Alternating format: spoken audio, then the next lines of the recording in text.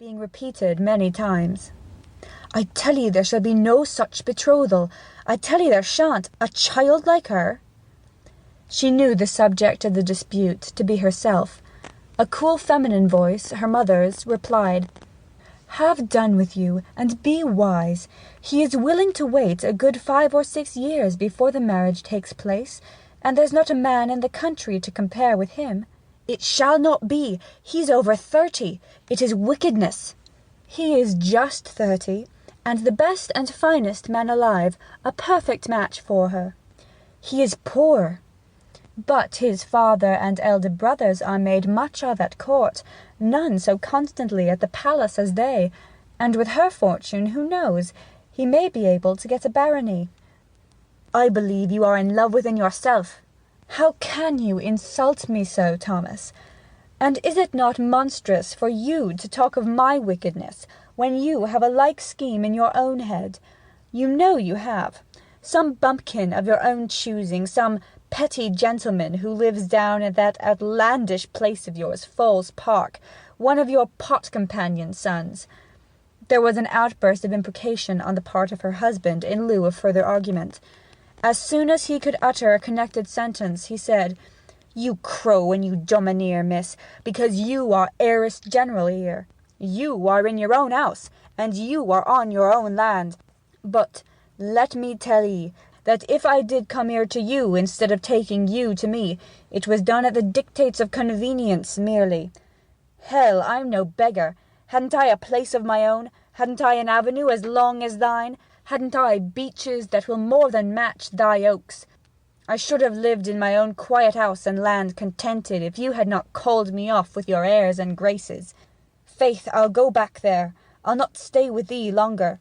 If it had not been for our Betty, I should have gone long ago." After this there were no more words, but presently, hearing the sound of a door opening and shutting below, the girl again looked from the window. Footsteps crunched on the gravel walk, and a shape in a drab greatcoat, easily distinguishable as her father, withdrew from the house. He moved to the left, and she watched him diminish down the long east front till he had turned the corner and vanished. He must have gone round to the stables. She closed the window and shrank into bed, where she cried herself to sleep.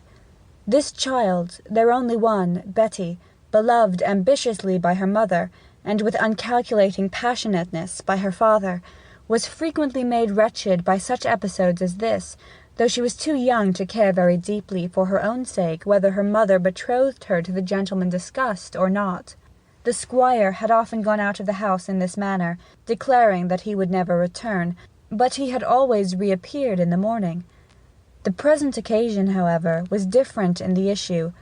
The next day she was told that her father had ridden to his estate at Falls Park early in the morning on business with his agent, and might not come back for some days. Falls Park was over 20 miles from King's Hintock Court, and was altogether a more modest centrepiece to a more modest possession than the latter. But as Squire Dornell came into view of it that February morning, he thought he had been a fool ever to leave it, though it was for the sake of the greatest heiress in Wessex. Its classic front, of the period of the second Charles, derived from its regular features a dignity which the great battlemented heterogeneous mansion of his wife could not eclipse. Altogether he was sick at heart, and the gloom which the densely timbered park threw over the scene did not tend to remove the depression of this rubicund man of 48, who sat so heavily upon his gelding. The child, his darling Betty, there lay the root of his trouble. He was unhappy when near his wife, and he was unhappy when away from his little girl, and from this dilemma there was no practicable escape.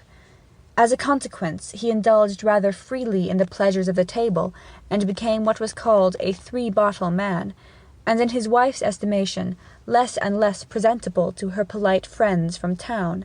He was received by the 2 or 3 old servants who were in charge of the lonely place, where a few rooms only were kept habitable for his use or that of his friends when hunting, and during the morning he was made more comfortable by the arrival of his faithful servant Tupcombe from King's Hintock. But after a day or two spent here in solitude, He began to feel that he had made a mistake.